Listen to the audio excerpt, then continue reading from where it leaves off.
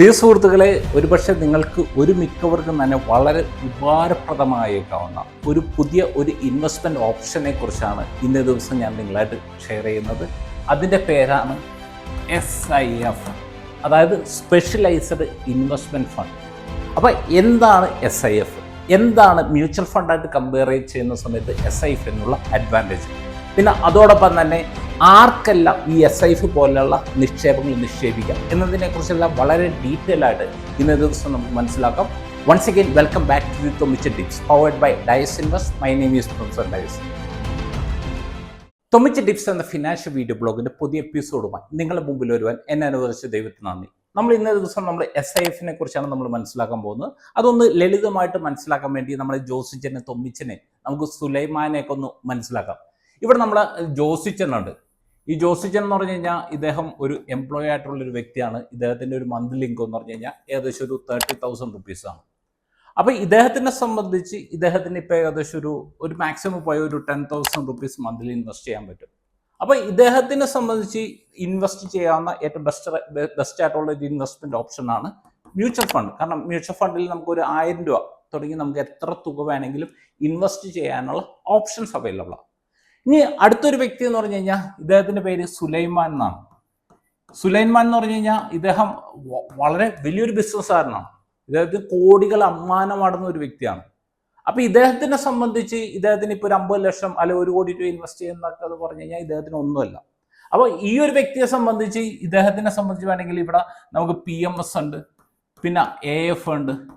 ഈ പറഞ്ഞ തരത്തിലുള്ള കുറേ ഇൻവെസ്റ്റ്മെൻറ്റ് ഓപ്ഷൻസ് അവൈലബിൾ ആണ്. കാരണം PMSൽ ഏറ്റവും ചുരുങ്ങിയത് ഇപ്പം നമുക്ക് 50 ലക്ഷം രൂപ വേണം, AFലാണെങ്കിൽ 1 CR വേണം. എന്നാൽ ഈ രണ്ട് ഗണത്തിൽ പെടാത്ത വേറൊരു വ്യക്തിയുണ്ട്. അദ്ദേഹത്തിൻ്റെ പേരാണ് നമ്മുടെ തൊമ്മിച്ചൻ. തൊമ്മിച്ചൻ എന്ന് പറഞ്ഞു കഴിഞ്ഞാൽ കഴിഞ്ഞ ഏകദേശം ഒരു 5 വർഷം 10 വർഷമൊക്കെ ആയിട്ട് മ്യൂച്വൽ ഫണ്ടിൽ SIP വഴിയൊക്കെ ഇൻവെസ്റ്റ് ചെയ്യുന്നു. ഇപ്പം നിലവിൽ ഏകദേശം ഇദ്ദേഹത്തിൻ്റെ ഒരു 50 ലക്ഷം രൂപയുടെ മ്യൂച്വൽ ഫണ്ടിൻ്റെ പോർട്ട്ഫോളിയോ ഉണ്ട്. കാരണം മാർക്കറ്റിൽ ഇൻവെസ്റ്റ് ചെയ്തിട്ട് അത്യാവശ്യം എക്സ്പീരിയൻസ് ഒക്കെ ഉണ്ട്. അപ്പോൾ ഇദ്ദേഹത്തിനെ സംബന്ധിച്ച് ഈ പൈസ മൊത്തം കൊണ്ട് PMSൽ ഇടാൻ ഇദ്ദേഹത്തിന് പറ്റില്ല. കാരണം എന്താണെന്ന് വെച്ച് കഴിഞ്ഞാൽ മൊത്തം ഒരു ബാസ്ക്കറ്റിൽ കൊണ്ടിടാൻ ഇദ്ദേഹത്തിൻ്റെ മൈൻഡ് സമ്മതിക്കില്ല. അപ്പോൾ ഇദ്ദേഹത്തിനെ സംബന്ധിച്ച് എന്നാൽ കുറച്ചും കൂടി ഒരു അഡ്വാൻസ്ഡ് ആയിട്ടുള്ള ഒരു ഫെസിലിറ്റി വേണം എന്ന് ഇദ്ദേഹത്തിന് ആഗ്രഹമുണ്ട്.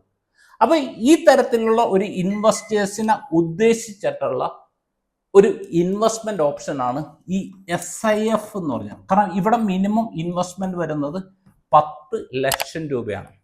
10 ലക്ഷം രൂപ മിനിമം ഇൻവെസ്റ്റ്മെൻറ്റ് വേണം. അപ്പോൾ അത് പറഞ്ഞ് ഇപ്പം എൻ്റെ കയ്യിൽ 10 ലക്ഷം രൂപ ഉണ്ട്, അത് നേരെ കൊണ്ട് SIFൽ കൊണ്ടുപോയി ഇൻവെസ്റ്റ് ചെയ്യരുത്. ഇവിടെ ഞാൻ പറഞ്ഞ് ഏകദേശം അത്യാവശ്യം എക്സ്പീരിയൻസ്ഡ് ആയിട്ടുള്ള ഏറ്റവും ചുരുങ്ങിയ ഒരു 19 ലക്ഷം രൂപയെങ്കിലും ഹോൾഡിങ്സ് ഉള്ള ഒരു വ്യക്തിക്ക് സ്യൂട്ടബിൾ ആയിട്ടുള്ള ഒരു ഇൻവെസ്റ്റ്മെൻറ്റ് ഓപ്ഷനാണ് ഈ SIF എന്ന് പറഞ്ഞത്. എന്താണ് ഇപ്പം നമ്മളിപ്പോൾ സാധാരണ ഒരു മ്യൂച്വൽ ഫണ്ടും അതോടൊപ്പം തന്നെ SIFും തമ്മിലുള്ള വ്യത്യാസം? ഇപ്പം ഞാൻ നേരത്തെ പറഞ്ഞ ഒരു വ്യത്യാസം, ആദ്യം തന്നെ പറഞ്ഞൊരു കാര്യമാണ്. ഇവിടെ നമുക്ക് വേണമെങ്കിൽ 1000 റുപ്പീസ് നമുക്ക് വേണമെങ്കിൽ ഇൻവെസ്റ്റ് ചെയ്യാം. ഇപ്പം ചില മ്യൂച്വൽ ഫണ്ടിൽ 500 രൂപയെങ്കിലും ഇൻവെസ്റ്റ് ചെയ്യാം. പക്ഷേ ഇവിടെ എന്ന് പറഞ്ഞു കഴിഞ്ഞാൽ ഏറ്റവും മിനിമം നമുക്ക് 10 ലക്ഷം രൂപയെങ്കിലും നമുക്ക് മിനിമം ഇൻവെസ്റ്റ്മെൻറ്റ് ചെയ്യേണ്ടി വരും. പിന്നെ സാധാരണ രീതിയിൽ മ്യൂച്വൽ ഫണ്ട് എന്ന് പറഞ്ഞു കഴിഞ്ഞാൽ ഒരു ലോങ് ടൈം പെർസ്പെക്റ്റീവിലാണ് ഇത് സെറ്റ് ചെയ്തിരിക്കുന്നത്. അതായത് ഒരു ഇക്വിറ്റി ഷെയർ എന്തെങ്കിലുമൊക്കെ പർച്ചേസ് ചെയ്ത് കഴിഞ്ഞ് കഴിഞ്ഞാൽ അവർ ഒരു ലോങ് ടൈം ഹോൾഡ് ചെയ്യുന്നതിന് വേണ്ടിയാണ് ഈ പറഞ്ഞ പർച്ചേസ് എല്ലാം ചെയ്യുന്നത്. അപ്പോൾ പോയി ട്രേഡിങ് അങ്ങനത്തെ കാര്യങ്ങളൊന്നും സാധാരണ രീതിയിൽ മ്യൂച്വൽ ഫണ്ടിൽ ചെയ്യാറില്ല. അതേസമയം SIFൽ വന്ന സമയത്ത് ഈ SIF പൊസിഷൻ ചെയ്തിരിക്കുന്നത് ഒന്ന് ലോങ് പ്ലസ് ഇപ്പം വേണമെങ്കിൽ ഒരു ഷോർട്ട് പൊസിഷൻസ് എടുക്കാവുന്ന രീതിയിൽ ഇത് രണ്ടിൻ്റെയും ഒരു മിക്സ് ആയിട്ടാണ് SIF ചെയ്തിരിക്കുന്നത്. അതായത് ഹെഡ്ജിങ് പോലെയുള്ള പല ഓപ്ഷൻസും യൂസ് ചെയ്യാൻ SIFൽ സാധിക്കുമെന്നതാണ് SIFനെ മ്യൂച്വൽ ഫണ്ടിൽ നിന്ന് വ്യത്യസ്തമാക്കുന്നത്. അപ്പോൾ ഇത് ഞാൻ എന്താണ് ഹെഡ്ജിങ് എന്നുള്ളത് ഞാനൊന്ന് ലളിതമായിട്ട് ഞാനൊന്ന് എക്സ്പ്ലെയിൻ ചെയ്തു തരാം. ഇപ്പം നമ്മുടെ തൊമ്മിച്ചൻ അദ്ദേഹം ഇപ്പോൾ ഒരു കുരുമുളക് കൃഷിക്കാരനാണ്. അപ്പോൾ നിലവിൽ ഇപ്പോൾ ഒരു കുരുമുളക് ഒരു കിലോഗ്രാമിൻ്റെ വില എന്ന് പറഞ്ഞു കഴിഞ്ഞാൽ 500 രൂപയാണ്. പക്ഷെ ഇപ്പം നിലവിൽ ഇദ്ദേഹത്തിന് കുരുമുളകൊന്നും പാകമായിട്ടില്ല. അടുത്ത ഒരു 2-3 മാസത്തിനുള്ളിൽ ഇത് പാകമുള്ളൂ. അപ്പോൾ തൊമ്മിച്ചൻ ഈ കുരുമുളക് ഇങ്ങനെ റെഡിയായി വരുന്ന സമയത്ത് ഇദ്ദേഹത്തിന് മനസ്സിൽ ഒരു പേടിയാണ്. കാരണം ഇനി എന്തെങ്കിലും കാരണവശാൽ ഈ കുരുമുളകിന്റെ വില ഒരു 400 രൂപയായിട്ട് താഴോ എന്നുള്ള ഒരു പേടി. അപ്പോൾ ഇതിനൊരു പരിഹാരം കണ്ടെത്താൻ തൊമ്മിച്ചൻ തീരുമാനിച്ചു. തൊമ്മിച്ചൻ എന്ത് ചെയ്തു എന്ന് വെച്ചാൽ മാർക്കറ്റിൽ ഇറങ്ങി കുറേ ബയേഴ്സായിട്ട് അവർ സംസാരിച്ചു. അതിൽ ഒരു ബയ്യറായിട്ട് ഇദ്ദേഹം ഒരു കോൺട്രാക്റ്റിൽ ഏർപ്പെട്ടു. ഇദ്ദേഹം പറയുന്നതാണ്, എൻ്റെ കയ്യിൽ ഏകദേശം ഒരു 100 കിൻഡൽ കുരുമുളകുണ്ട്, ഞാൻ നിങ്ങൾക്ക് 500 രൂപയ്ക്ക് ഞാൻ തരാം, 500 രൂപയ്ക്ക് തരാം. പക്ഷെ എൻ്റെ കുരുമുളക് ഏകദേശം ഒരു 2 മാസം കഴിയുമേ റെഡി ആവുള്ളൂ. അപ്പോൾ ഈ ഒരു എഗ്രിമെന്റ് വെക്കണം. അപ്പോൾ ഈ ഒരു എഗ്രിമെന്റ് വെക്കുന്ന സമയത്തുള്ള ഒരു അഡ്വാൻറ്റേജ് എന്ന് പറഞ്ഞു കഴിഞ്ഞാൽ, നാളെ ഈ കുരുമുളക് 400 രൂപയിലേക്ക് താന്നു പോയി കഴിഞ്ഞാലും തൊമ്മിച്ചനെ സംബന്ധിച്ച് അവിടെ നഷ്ടം സംഭവിക്കില്ല. അതേസമയം ഈ വ്യക്തിയെ സംബന്ധിച്ച് ഇപ്പൊ ഈ 500 രൂപയിൽ മേലെ ഒരു 550-600 രൂപയിലേക്ക് പോയി കഴിഞ്ഞാൽ തൊമ്മിച്ചന് അവിടെ നഷ്ടം വരും.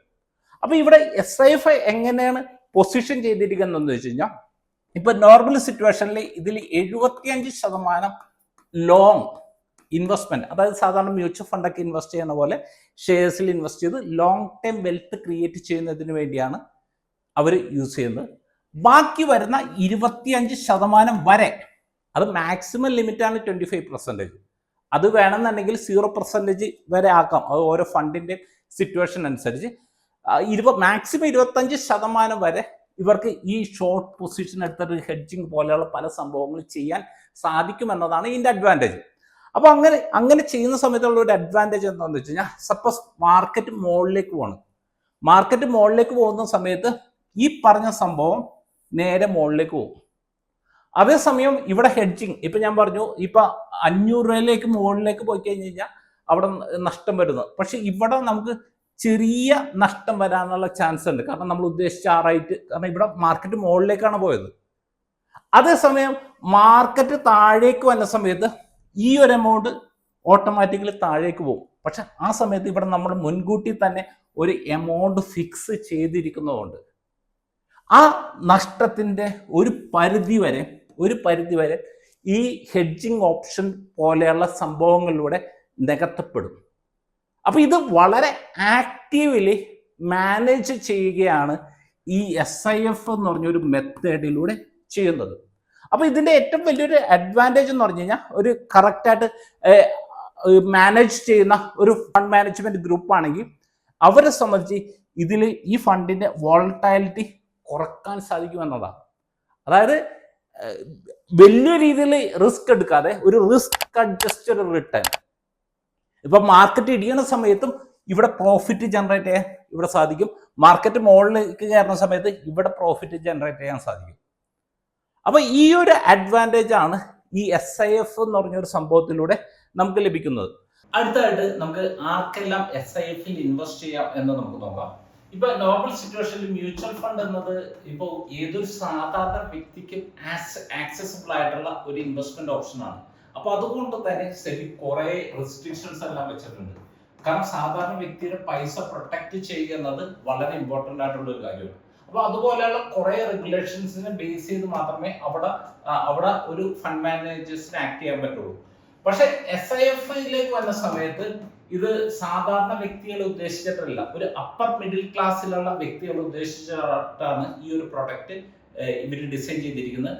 അപ്പൊ അതുകൊണ്ട് തന്നെ ഇവർക്ക് കുറച്ചും കൂടി ഒരു ഹയർ റിസ്ക് ഈ പറഞ്ഞ കാര്യങ്ങളെല്ലാം എടുക്കാനുള്ള ഫെസിലിറ്റി ഇവിടെ അവൈലബിൾ ആണ്.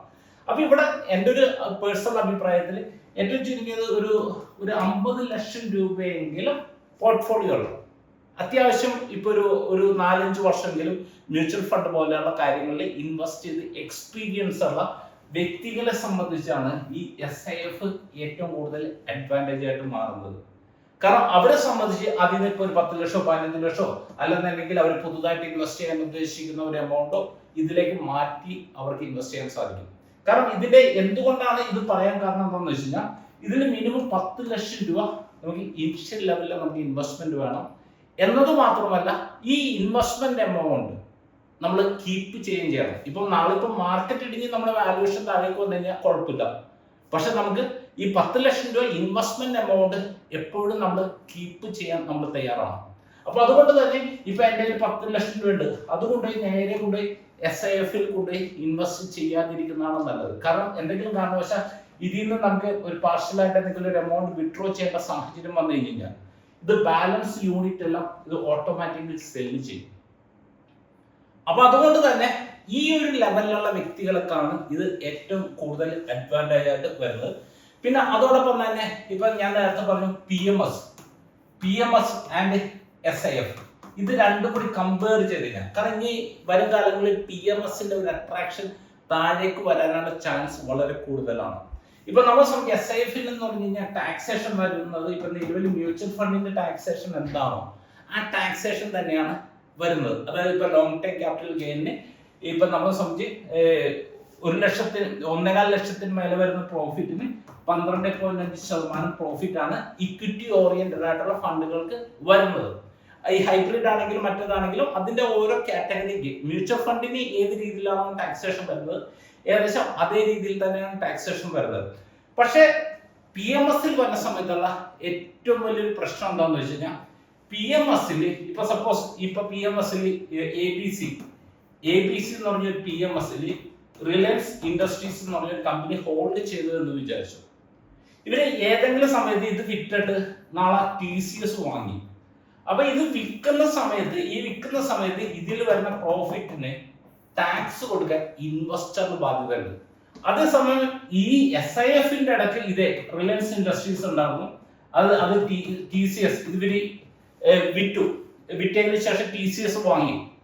ആ സമയത്ത് ഇവിടെ ഇൻവെസ്റ്റർ ടാക്സ് കൊടുക്കേണ്ട കാര്യമൊന്നുമില്ല. കാരണം ഇവര് എമൗണ്ട് വിഡ്രോ ചെയ്യുന്ന സമയത്ത്, അതായത് ഇൻവെസ്റ്റർ എമൗണ്ട് വിഡ്രോ ചെയ്യുമ്പോൾ മാത്രമേ അവിടെ ടാക്സ് ആപ്ലിക്കബിൾ ആവുള്ളൂ.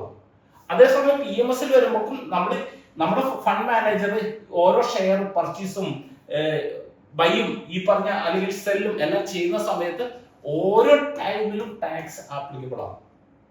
അപ്പൊ അതുകൊണ്ട് തന്നെ ഇനി വരുന്നാലും, കാരണം നേരത്തെ ഷോർട്ട് പോലെയുള്ള പല ഓപ്ഷൻസും നമുക്ക് മ്യൂച്വൽ ഫണ്ടിൽ എടുക്കാൻ ഓപ്ഷൻ അവൈലബിൾ ആയിരുന്നില്ല. പക്ഷെ SIFൽ ഈ പറഞ്ഞ എല്ലാ ഫെസിലിറ്റികളും ഉണ്ട് എന്നത് കൊണ്ട് തന്നെ PMSനേക്കാൾ ഇപ്പൊ കുറച്ചുകൂടി വളരെ അട്രാക്റ്റീവ് ആയിട്ടുള്ള ഒരു മോഡലാണ് ഈ SIF എന്നത്. ഇനി അടുത്തതായിട്ട് ഇനി ആര് വഴി ഈ SIF ഇൻവെസ്റ്റ് ചെയ്യാം? ഇപ്പൊ നമ്മൾ നോക്കിക്കഴിഞ്ഞാൽ SIF എന്ന് പറഞ്ഞു കഴിഞ്ഞാൽ മ്യൂച്വൽ ഫണ്ടിന്റെ തന്നെ ഒരു സെപ്പറേറ്റ് കാറ്റഗറിയാണ്. അതായത് മ്യൂച്വൽ ഫണ്ടിൽ ഇത്ര വർഷമെങ്കിലും മ്യൂച്വൽ ഫണ്ട് ചെയ്ത് എക്സ്പീരിയൻസ് ഉള്ള അസറ്റ് മാനേജ്മെന്റ് കമ്പനികൾക്ക് മാത്രമേ SIF എടുക്കാൻ പറ്റുള്ളൂ. അവർ മിനിമം ഒരു 10,000 കോടി രൂപയെങ്കിലും അസറ്റ് മാനേജ് ചെയ്തുള്ള എക്സ്പീരിയൻസ് അവർക്ക് വേണം. എല്ലാവർക്കും ഈ SIF ലൈസൻസ് കിട്ടില്ല. ഇനി അതോടൊപ്പം തന്നെ ഇത് വിൽക്കണമെങ്കിൽ തന്നെ SIFന് സെപ്പറേറ്റ്, ഇപ്പൊ മ്യൂച്വൽ ഫണ്ട് വിൽക്കണമെങ്കിൽ അതിനൊരു ആംഫിഡ ഒരു NISMന്റെ ഒരു എക്സാം പാസ്സായതിനു ശേഷം ആംഫിഡ ലൈസൻസ് ഉണ്ട്. ഇതുപോലെ തന്നെ SIF നമുക്ക് ചെയ്യണമെന്നുണ്ടെങ്കിൽ ഇതുപോലെ തന്നെ NISMന്റെ SIF റിലേറ്റഡ് ആയിട്ടുള്ള ഒരു എക്സാം ഉണ്ട്. അത് വളരെ ടഫായിട്ടുള്ള ഒരു എക്സാമാണ്. ഇപ്പൊ വളരെ അപൂർവ ആൾക്കാരെ ഇത് പാസ്സാറുള്ളൂ. അപ്പൊ ഈ എക്സാം പാസ്സായ വ്യക്തികൾക്ക് മാത്രമേ ഈ SIF കൊടുക്കാൻ പറ്റുള്ളൂ. ഇപ്പൊ കേരളത്തിൽ നമ്മൾ നോക്കിക്കഴിഞ്ഞാൽ വളരെ വിരലിലെണ്ണാവുന്ന ആൾക്കാർ മാത്രമേ ഇത് കംപ്ലീറ്റ് ചെയ്തിട്ടുള്ളൂ. ദൈവാനുഗ്രഹത്താൽ ഇപ്പൊ ഞങ്ങളെ സംബന്ധിച്ച് നമ്മൾ ഈ SIFന്റെ ഓൾറെഡി നമ്മൾ ആ പറഞ്ഞ കാര്യങ്ങളെല്ലാം ഞങ്ങൾ കംപ്ലീറ്റ് ചെയ്തു. ഇപ്പൊ നമുക്ക് SIF ഞങ്ങൾക്ക് സെല്ല് ചെയ്യാനുള്ള ലൈസൻസ് നമുക്ക് ഓൾറെഡി ലഭിച്ചു. അപ്പൊ നിങ്ങൾ ഈ പറഞ്ഞ ഏതെങ്കിലും ഒരു കാറ്റഗറിയിലുള്ള ഒരു വ്യക്തിയാണ്, ഇപ്പൊ SIF റിലേറ്റഡ് ആയിട്ടുള്ള എന്തെങ്കിലും സർവീസ് നിങ്ങൾക്ക് വേണമെങ്കിൽ ഞങ്ങളുടെ സപ്പോർട്ട് ഡെസ്ക് ആയിട്ട് താങ്കൾക്ക് കോൺടാക്ട് ചെയ്യാവുന്നതാണ്. അടുത്ത ആഴ്ച നമുക്ക് സാമ്പത്തിക മേഖലയുടെ പുത്തൻ വിശേഷങ്ങളുമായി നമുക്ക് തൊഴിൽ ടിപ്സ് നമുക്ക് വീണ്ടും കാണാം. Okay, wish you all the best.